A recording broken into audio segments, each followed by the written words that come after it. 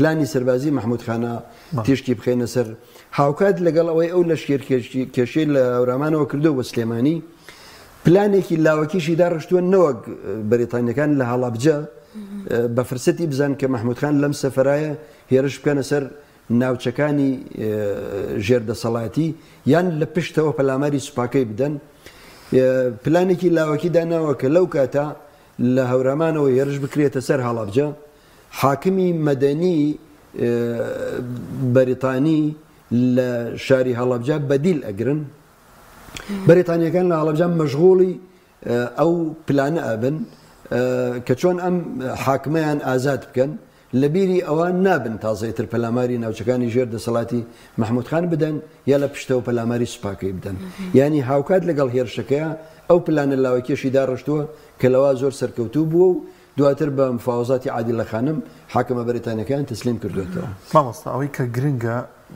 بۆچی ئەم هەڵوێستەی خان بە پێویست باز نەکراوە و ینی بەتایبەت لە مێژووی سلێمانی لە دەوروبەری سلێمانیدانی بۆچی وەکو ڕەمزێکی گەورە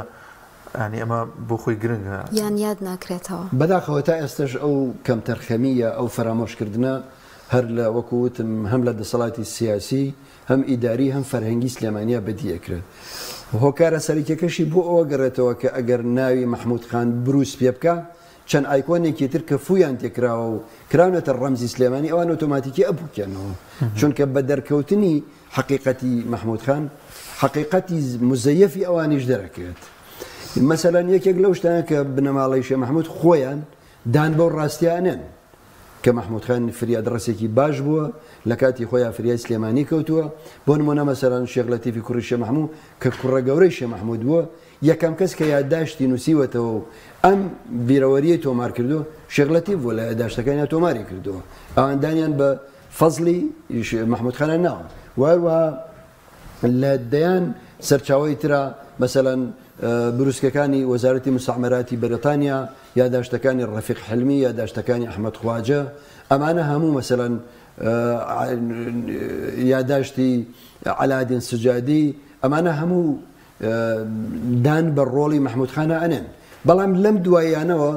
وەکووتم بۆ پەردەپۆشکردنی ڕۆڵی محمود خان و زلکردن و دەرخستن و فوتێکردنی چەند کەسایەتێکی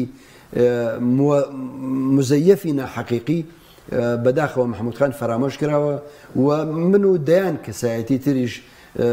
چەندین ساڵە بۆ نمونە من خۆم لە ساڵی 2000 ینی 23 ساڵ لەمەوە پێش لە ڕۆژنامەی کوردستانی نوێە بابەتم لەسەر محمود خان نووسیوە داوام کردووە شارڕێگەیەک فڕۆکەخانەیەک سەربازگەیەکی یەکگرتووی سوپای هەرێم بکرێت بە ناوی محمود خانەوە بەداخەوە نەگەر ئەم شتە گەورانە نەکراوە تەنانەت مەکتەبێکیش جادەیەکیش بە ناوی محمود خانی دزلێەوە نییە بەڵام بڕۆ مەسەلەن بڕۆ لە سلێمانیە کەسایەتی وا گەورە کراوە کە لەوانەیە بنەماڵەکەی خۆشی تەواو نەیناسن